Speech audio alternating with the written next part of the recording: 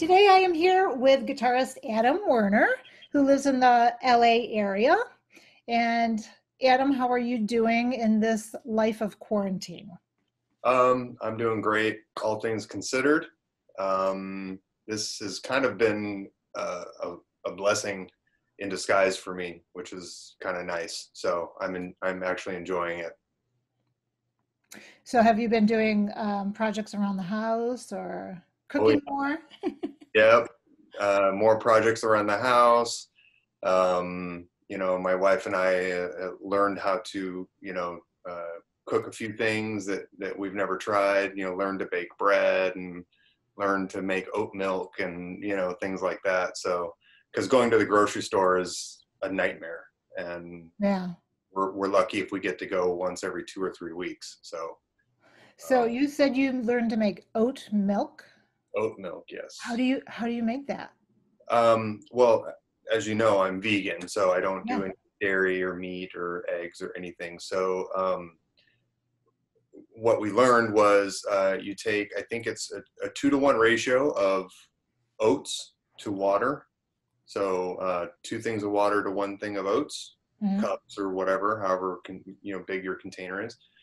And uh, what we do is we fill a jar. Our jar takes 3.5 cups of oats to 7 cups of water, and we let it sit overnight. And then the next day you take it, put it in the blender, blend it all up till it's kind of like thick and creamy. Yeah. And then you strain it all either through cheesecloth or some kind of fine strainer. And then you can use the ground up oats for something else if you want, or you can just discard it and then you're left with oat milk. And then you take, what we do is it's really thick at that point. So we'll take maybe a third of a jar of the oat milk and actually fill the rest with water. So it's a little bit thinner, but Wow, I would have never thought of and that's how we trying to do it. make that. Yeah. Because I And usually drink almond milk or, cashew milk. yeah, no, almond milk is great. The only downside to almond milk is it takes a ton of water to grow almonds. And, that tends to be kind of a negative thing because of, Yeah. climate change and all that stuff, water Yeah. and whatever. But that's all good. I'm all for it. Anything that's non-dairy is great. Wow. And have you made anything with coconuts? Coconut? My wife made coconut bowls out of the shell, and actually like a spoon out of the shell too. but no consumable edibles or anything out of coconuts yet. So, but I learned how to make Irish soda bread, so I'm excited about that. And it's a It, vegan version, so. now, is that where you make it without the yeast and you let it sit for a couple days? No, actually, it's a quick thing. I did a soda bread first, and then I cut that soda bread into more like scone shapes. So they're actually scones, but it's an Irish soda bread recipe. Hmm. And it's literally just flour, um, baking soda, salt, um, uh, oat milk with vinegar, a little bit of vinegar in it to make kind of a buttermilk, Yeah. and sugar. And you just mix it all up, and oil, sorry, and vegetable oil or canola Hmm. oil or whatever you want to use. And then you just make a ball, and then I cut it up into 8 pieces for like scones, and Hmm. then do like cinnamon on top and bake it. What kind of flour do you use? We have whole wheat flour, but you can use, I guess, a mixture of whatever you want. Yeah. But um, in recent times, flour is kind of hard to come by. So, Yeah. everybody's buying up all the kind of essentials. So, you know, Yeah, I use almond and coconut flour usually do you? because I Yeah. try to eat gluten free. But Yeah. Well, almond flour and coconut flour, I think, are good for baking more than, um, uh, you know, any yeah, kind of, like a bread or something. Those yeah, are always good. So, yeah. oh, that's good. Awesome. Well, I might have to get some recipes from you. I know. I was thinking with all this time and all this stuff, I should probably put together a cookbook of some sort, you know, a vegan cookbook, all these recipes I have. You should do that. You should totally do that. Yeah, well, maybe one day. So in this time of quarantine, have you, I see your guitar there, have you been writing new music? How are you able to play better now? I am able to play a little bit. Um, I still can't sit for very long. It's not very comfortable. Yeah. And the posture of holding the guitar in my lap and everything is still not comfortable. Yeah. But I can manage a little bit, and I do try and play a little bit, more so to try and remember the music, because it's been so long. And I'm not writing anything right now. I'm just trying to get back to the comfortable aspect of playing and also remembering everything. So Yeah. So for people that are watching this and don't know, Adam was in a really horrific car accident back in December of 2018. 2018. Mm-hmm. And if you want to give a brief synopsis of that. And I know I've been watching your YouTube videos too about your journey. Do you have 3 episodes out? I have 4 episodes out now, and it's just kind of journaling my experience through that whole thing from that day. So if anybody wants to check it out, be grateful for you to, you know, kind of understand what I've been going through. That'd be great. Thank you. And that's on your YouTube channel, correct? Yeah, YouTube Adam channel. Werner. And but basically it was just a horrific car accident that I didn't know even happened. And I was pretty banged up and you know, on life support for a week, and then, you know, recovery, and then physical therapy. And you know, it's been almost 17 months, and I'm still walking with a cane, and I'm still doing physical therapy. I'm still not right. So it's been a long journey. But I'm so grateful to be where I'm at and doing as well as I'm doing, considering how bad it was.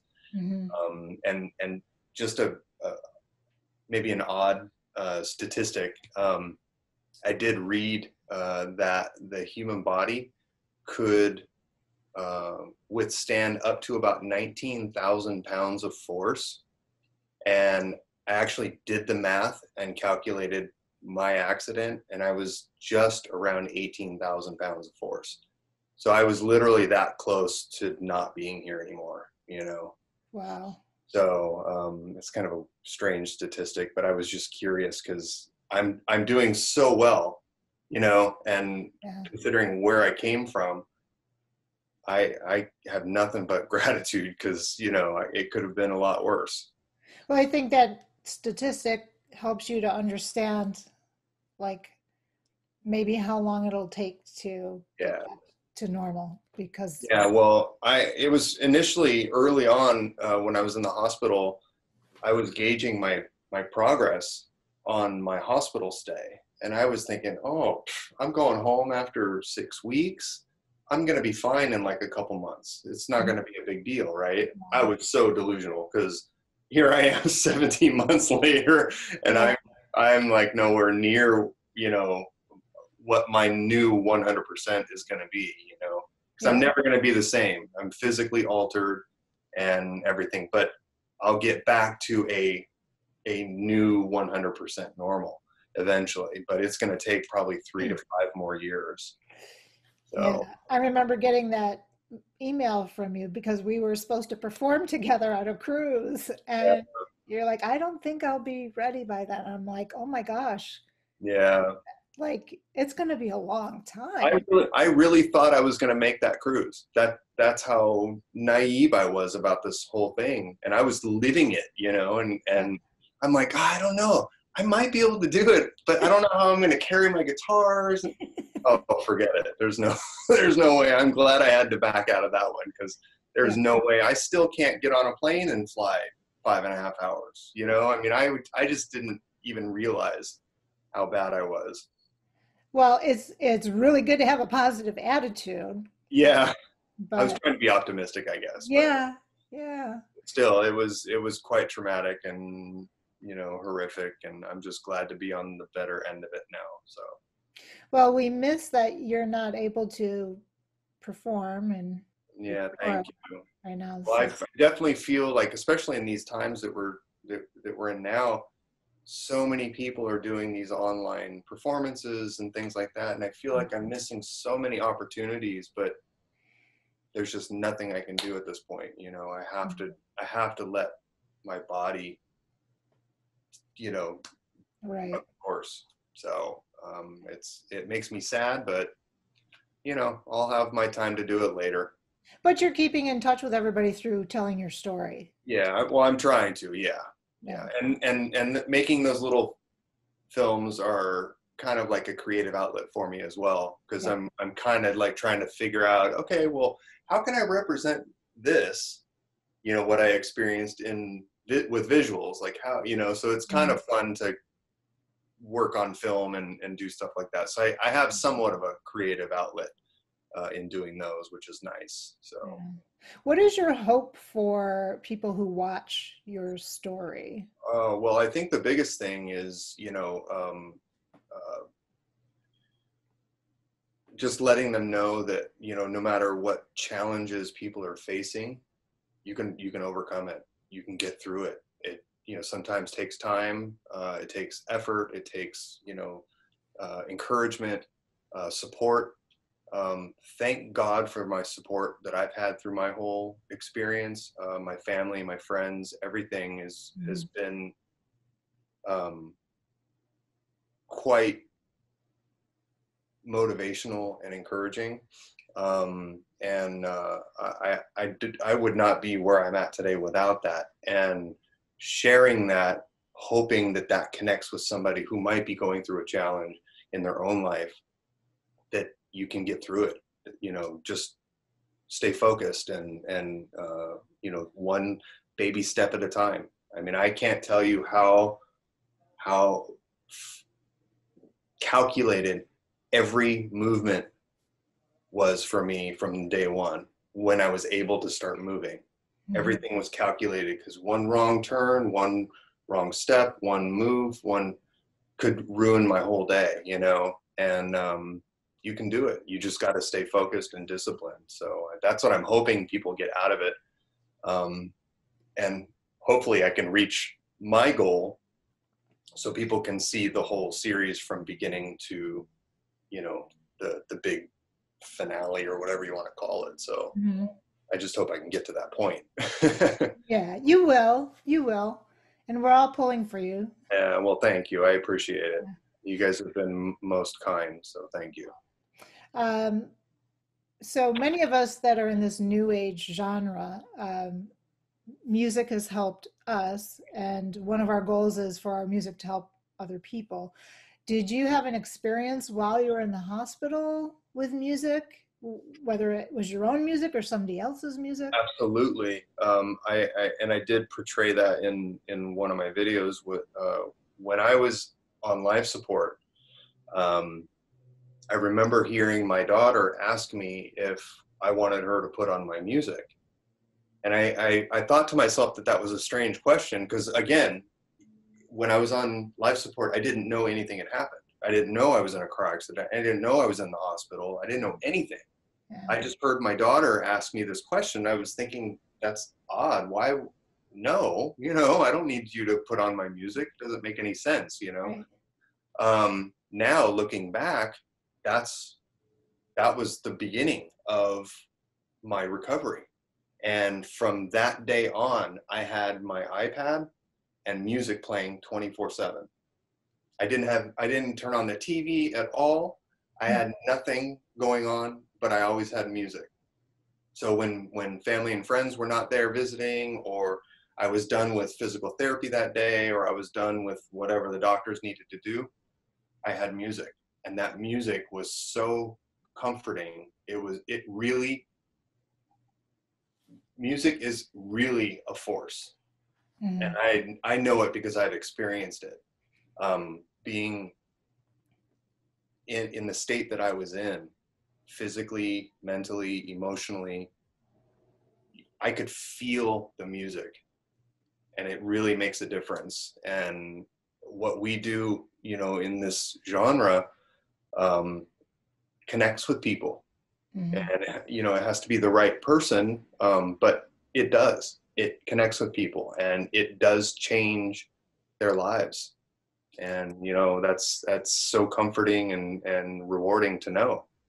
Yeah, and you know Darin Mahoney's story and how Hmm. music got him through his Yep, cancer treatment, chemotherapy, and so he has a similar story absolutely. of how And it helped him.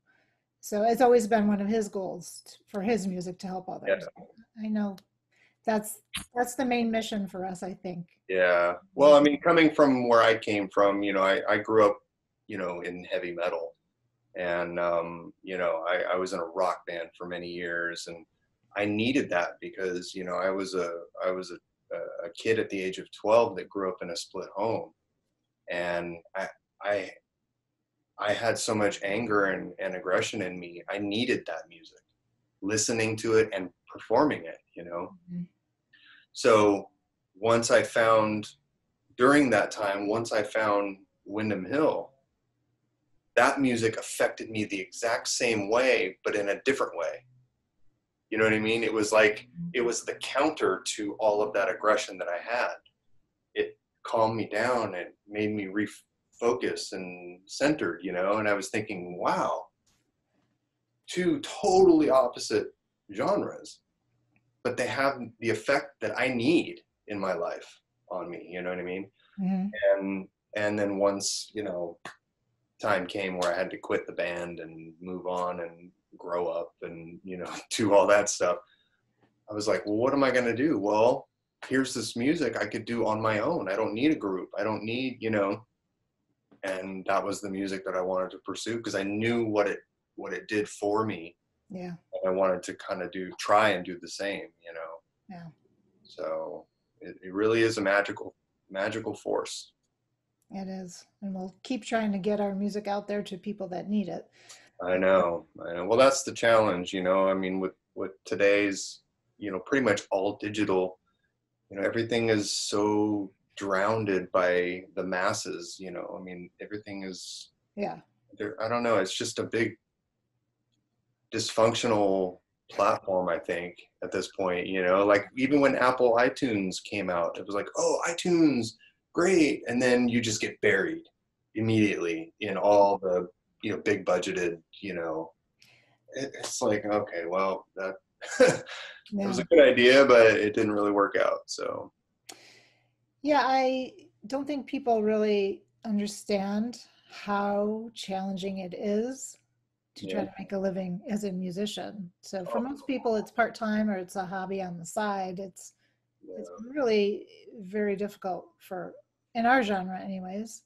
Mhm. Um, but we still keep plugging along because that's our mission is to get our music out there. Well, I mean, you know, there is that cliche, you know, you do it because you love it, you Yeah, know, and we all hate to hear that because it's like, well, wait a second, you know, it'd be nice to make a little living at it, but yeah, we do it because we love it.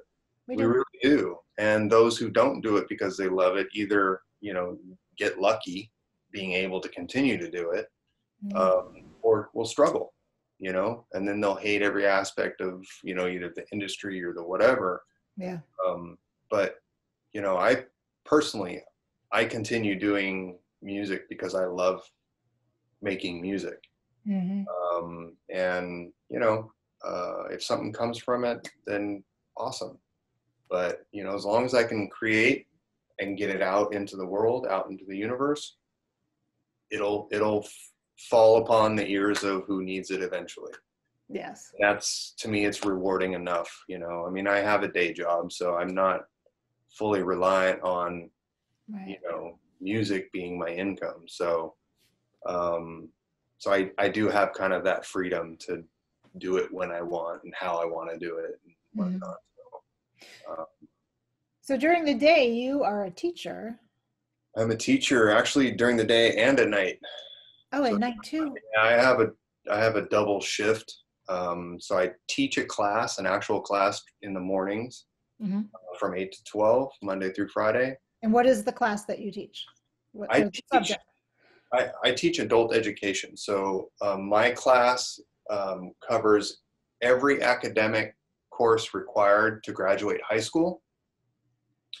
So I have 40 some odd classes, subjects that I teach in my class. Wow. And they're mainly adults, or actually they're all adults, but mainly are foreigners that have a high school diploma in their country, which is no good here. So they have to make up a couple classes to get a high school diploma in the US. Mm. So that's the bulk of my students. And I'm actually finishing my 21st year doing it. And it's wonderful. And I love seeing my students graduate with a high school diploma and, whatnot. Yeah.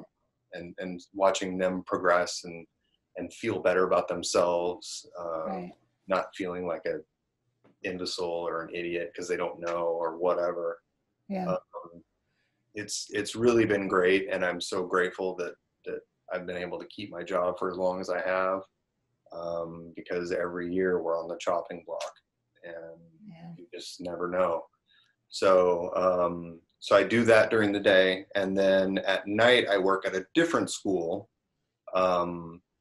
doing like counseling. I'm a counselor slash kind of advisor, I guess. Mm-hmm. Academic advisor. So Now, were you teaching online before? no, my class, the way my class is set up has never been online friendly. And then all of a sudden, March 13th is our last day in class. And that next Monday, we have to do everything online. And we had virtually no materials. We're just not set up for online teaching. So it's been quite a struggle, for all of us, for the teachers, for my students, for everybody. But we're slowly getting things online, and it's been tough, but we're doing it slowly. So do you think this will change in the future now that you've had to go through the process of being able to teach online, that now classes will go online? I have no idea what the district is going to decide. I know I can already foresee budget issues, and them needing to downsize, I guess, because of budget issues. Mm-hmm. So I don't know if they're going to say, okay, we're going to just eliminate this program or eliminate these teachers or whatever, or if they're going to say, hey, all right, so we know that this virtual thing can happen, is doable. Who wants to be an online teacher? Those that want to be an online teacher, we can switch you to an online teacher, structuring the pay differently than a regular in-class teacher. I don't know. I have no idea what they're thinking, or even if they're thinking about that yet. We're just trying to finish this school year and get through these last 2 months, and then they'll figure out what is going to happen next school year. I just don't know. Yeah. I would like to go back to class because I like, seeing my students. I like helping my students. It's rewarding, So I don't know. I don't know what they'll do. It'd be interesting though. Yeah. I just hope I have a job next year. Right. So. Right. Yeah, I've been asking people, like, how do you feel? Like, what do you think is going to happen in the future? Nobody knows what's going to happen in the future, obviously, but like, what positive changes do you think will come from this, or what negative changes? I think more things are going to go online and be virtual, and I'm fearful that we're going to lose that connection with people. Yeah, it's definitely going to be different than the old normal. I don't know. I don't know how it's going to be, but I just have a feeling it's going to be a little bit different, if not quite different than the way it used to be, as far as once everything opens up and finishes and is over and done with the whole thing. So we'll see how it all plays out. Yeah. So strange. Yeah, but like I said, this whole time has been a blessing to me, because I went back to work last August, which was 9 months from my accident. And knowing where I'm at today, I should not have even gone back this school year. I should be going back maybe this August. Really? So I went back way prematurely. Physically, I was not ready. Mentally, I needed it. I was going bananas, just being stuck at home, not being able to move, not being able to go anywhere, do anything. It was really hard. It messed with my mind for a long time and my emotions. But so I needed to kind of get back to some kind of normalcy. So that's why I decided to go back. But physically, I was not ready at all. I mean, I was always in pain and always out of breath and tired. And, it was just, I couldn't sit, I couldn't walk, it was a disaster. But now I have, a couple more months to recover. Because I don't have to get up at 6 a.m. to drive a half hour to work. Right. And it's good. I need it. Physically, I need it. So I'm thankful that everything is playing out the way it's playing out for me personally. But I'm kind of over it. I'm over the whole wearing the mask, go to the store, wait in a huge line. I think we all are. I know. I'm done. It's like, come on, let us out. I know, right? Yeah, and actually, two counties on either side of us, Ventura County and Orange County, they opened up their beaches last weekend. So we're close enough to Ventura County. So, and my wife is a surfer. That's right. So we went to Ventura County and absolute madhouse. There were so many people. There were more people than I had ever seen there at the beach before. And you still can't park. There's no beach parking. You can't park anywhere, but you can be at the beach. So I think it's more for the people that actually live there who want to get out and they go for a walk, go swimming, go surfing, whatever. Yeah. But everybody from LA County was driving up to Ventura County, and there's no parking anywhere, but they're finding parking, and they were going to the beach, and oh my goodness, it was a madhouse up there. Like, I couldn't believe how many people were out. But it's what's going to happen when you do these little openings. People are going to find it, and they're going to go, yeah, well, let's go, Yeah. So. Yeah, we went out for a hike Saturday up to Prescott, and there were so many people out hiking. I was actually getting a little nervous being on the trail. Yeah. So many people. It's like, I didn't expect this. Yeah.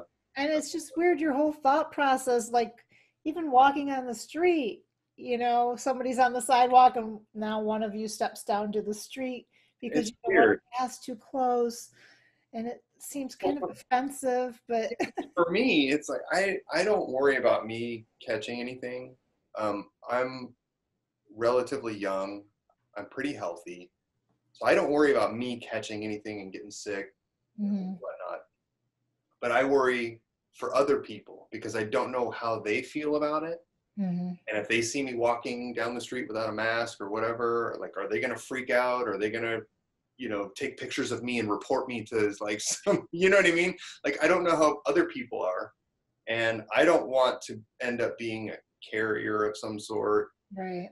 And then giving it to somebody else. So it's really kind of a weird time. Like, like you said, are they just being rude, or are they, or are they really worried about this? Like, I don't know. It's a strange time we live in.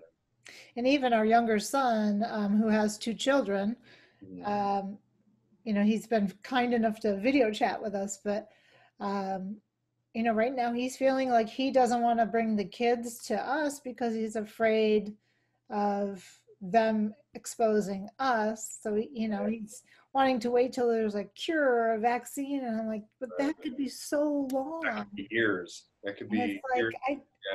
I'd rather just live free and die, I know. And my wife's dad, who lives literally across the street, will be 90 next month, and he's been very ill the last few months. Oh. We think he probably had the virus, but 90 years old, when he can't breathe or when he's feeling terrible, do you want to go to the doctor? Do you want to go to the hospital? And he says, no, because if I go there, I won't be able to see anybody. I'll be isolated, Right. you know, and I don't want to die alone. I might as well just die in my house around my family, you know? So he says, no. I'll get through it. I'll stay home. And, you know, but it's like, man, we don't know. Did he have it? Does he have it? Like, Mhm. I have no idea, but it's really, really a strange time we live. Yeah, it is. So, but, you know, I mean, it's nice to be able to do things like this and, you know, visit with our friends and visit with family and Yes. you know, and I'm honored to have, you know, have this time with you, and haven't seen you in almost a year. And I know. That was what, last July. I think it was, yeah. Darin and I were on tour. And Yeah. that was great hanging out with you and your wife. Yeah, that was so much fun. And, Yeah. you know, it was great to see you guys and hang out and catch up. And, you know, and this is, you know, almost as good. Almost. But yeah, no, this is cool. I like this. And, you know, I haven't really done anything like this except with my work, which Mhm. I don't really, you know, I don't need to see, I don't need to see my work. So, so this is nice to be able to kind of, you know, I hang with a friend and chat and. Yeah. Well, it taught me how to use Zoom because I hadn't learned how to use that before. So, Yeah, this is new to me too. Like I said, our work just threw this upon us and said, okay, you need to do Zoom meetings. I'm like, what is Zoom? I don't even understand what's going on. So, you know, and then all of a sudden we have all these meetings all week and it's like, oh man, okay. But yeah, I thought this would be more fun than me trying to do a Facebook Live event or something. yeah, no, this is cool. I mean, I've been kind of teetering the idea of Facebook Live and, you know, it's like, do I want to do that? Like, why would anybody want to, you know, watch? Yeah. Like, because I like I said, I can't really play music too much right now. So what would be the Yeah. point, you know? So Yeah. I've been kind of going back and forth with that. Yeah. There's just so many people doing it. And I Yeah, think, like, do you have a studio set up there at your I house? don't. I don't. I mean, I have a little corner of, you know, my house that I film in when I do my videos, but no, we're having work done on the house. And, Yeah. yeah, everything's a mess. So Yeah. Yeah, I think maybe if I had the right equipment so I could get a good sound, right. Yeah. Well, because it gotta, doesn't really work well with Zoom. The yeah, sound is good. I have a friend, a guitarist friend in Hawaii, who we've tried to practice a little bit on Zoom. It No, just it doesn't doesn't work. work. Yeah. Yeah, because there's too much latency and then, yeah. Noise cancellation and, you know, it just doesn't work. So, Yeah. you know, we do the best we can. Yeah. But I think somebody will develop something for musicians to be able to do this. I think Yeah. so. Yeah. Something will come out of this Yeah. for, you know, the musicians and, you know, my friend Adam, who I produce and Mhm. create music with. He sent me a video of, I think it was it was 100 people performing a song, and he's got such an ear. Like he, I don't know how he catches most of everything that he catches, but he says, I want to know how they do this because this doesn't seem live. I said, I don't know because I don't know Zoom. I'm not familiar with the platform and the software and whatever. Mhm. He goes, I do notice that one of the people in the big gallery is the engineer, you know, the Okay. somebody controlling the audio, and everybody else is performing on an instrument. He says, but there's no way this can be live. I said, I don't know. So, you know, I tried it with a couple of friends, you know, like 3 people, and there's just no way. We can't hear each other because of the noise cancellation that's built into the software. So I don't think it's. Yeah. I don't know if that's edited. Like I'm supposed to do a project with a flute choir here in Phoenix, and we're all going to video record our own part, and then an engineer is going to put it all together. Yeah, I think that's how it's done. because Yeah. even those who is it, Jimmy Fallon or somebody that does these little performances, Hmm. they got to be edited because the audio is too good and Yeah. there's no cancellation, there's no anything. So Yeah. I don't know. It'd be fun to be able to do that, but I'm baking bread and making oat milk. I don't have time for this. Well, I hope you will share some of your recipes with me. Oh, absolutely. Yeah, if you're interested, I'd be happy to. So, Yeah. Yeah. That sounds like it would be fun to try. and what's going on with you musically? Are you staying busy? I mean, I know you're doing this little series, Yeah. and you For are my doing performances in your driveway, I see. I was until we had the stay-at-home order issued. And then, even though people were really good about keeping their distance out there, I just felt like I shouldn't be promoting a gathering of Right. any sort. So instead, I set up a table in the driveway with my CDs on it, with a sign saying, "If you would like some comforting music during this time, feel free to take a CD." So I've just been Good giving for my you. CDs away. Awesome. Good for you. Yeah. And then, still running the label and Mhm. doing promotions. And Awesome. luckily, I had a lot of stuff in the can. And I've got some releases coming out over the summer. But I'm getting itchy to go back into the studio. Yeah. Are you writing? Most of what I do is improvisational. Oh, okay. Like the last album I did, Transcendence, was Hmm. the album I recorded up at the Tank in Colorado. Oh, okay. And that was just all solo flute improvs, which was really cool. And I still have on the calendar, I'm supposed to go back in June to record there again. Oh, But I don't know if that's going to happen. yeah. I don't know. Um, I mean, the way it's set up, I would be in the Tank. I mean, it could be done where nobody is close to each other. It Right. certainly could be done, but whether they're going to open for business, I don't know. I Right. have the whole control room is outside of the Tank, Mm. so I would never have to see anybody. But Yeah, but you don't know how they feel about everything, and yeah, you so know we'll see. you can't play the flute with a mask on. So No, you can't. you know You could play guitar that way. that's right. So I could probably get away with it, but you no, No, that's not just at work all. away. Not at all. So So we'll see. I had some collaborations with some pianists, some singles come out okay, recently. good, good. Uh, so that's how I do a lot of it. People will send me tracks, and then I'll come up with a part to record over it. Nice. Um, but Okay. no, I don't sit and write anything out. No, Wow, it's more of a lucky feel. lucky you. Well, it took me a long time to be able to do that. Yeah. Luckily, I worked with an engineer here in Phoenix, John Herrera, where I used to, read the music when I'd go in to record. Hmm. And then one day he just sent me home. He goes, "You know what? Go home and learn it. Just play from your heart what you want to play." I was Right. like, "But I'm classically trained. I can't do that. Yeah. I have to Yeah. read the music." Right. But it really was one of the best things anybody had ever told me. And it's now opened so many doors, and I can just go play with different people, which is Yeah. cool. That's one thing I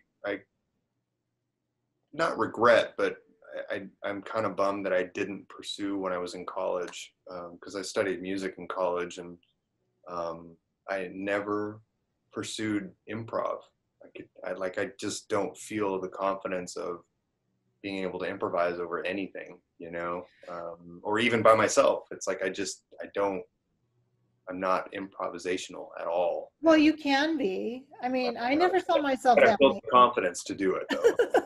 Well, yes. I mean, I started playing with some musicians in the Phoenix area that wanted me to improv with them, so I was kind of forced to. So it was just a lot of practice and Yeah. a lot of mistakes. Oh, I know. I That's know. how you learn. Yeah, Uh, but that's one thing I really wish that I knew more was how to improvise. well, I tried to learn, like, the jazz method of Hmm. improvisation and the chord changes and all that, and that was just it was too much for me. So Yeah, I just listen and I play. Um, if somebody's playing something that's got a lot of chord changes, I struggle. Yeah. But Yeah. for our type of music, yeah, you should try it. Just Yeah. look around when you can play again. Just Yeah. noodle around. I'll have to figure it out. I'll find a tuning that I feel most comfortable, most familiar with, and maybe just play around. Yeah, listen to somebody else's track and Yeah. see what you can do with that. Scary. You and Darin should do something. Oh, Darin's too good. He's too good. He would. Oh, I would be fumbling all over the place. I would love to, but it would have to be something like practiced for me. There's no way I could Yeah, do anything like just on the fly yeah. with anybody. But No, he likes to work things out too, but I think if you two recorded, it would be really awesome. yeah, I would love to. I mean, that would be. He's a special guy, and I would love to create something with him. Hopefully sooner rather than later. But Yeah, when you're ready. once I get back to my old self again, and maybe we could work on, because you guys don't live very far from me. I mean, No, it's a little bit of a drive, but it's not bad. that's okay. Not like the tours we've been on. Yeah, I know, right? Oh So, my gosh, so many miles. I know. I remember doing a tour where I took my son with me, and my son was 14 at the time, and so he couldn't drive, and I did all the driving, all the loading and unloading. He helped me with the loading and unloading, but I had to set up, I had to perform, I had to tear down. We had to load the car, and then I had to drive again. That was really, really tough. That Yeah. was really tough, but it was fun. That was one of the best tours that I've done. So yeah. Now he's 20, so he can drive.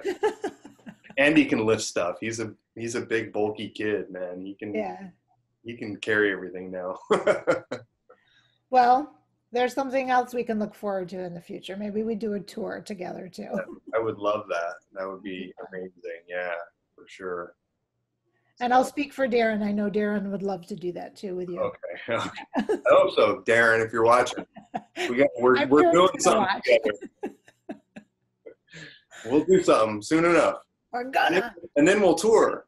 Yeah, that'll be cool. I would love that. So Yeah. All right. Well, I will let you go. And thank All you right, so well, much for your time.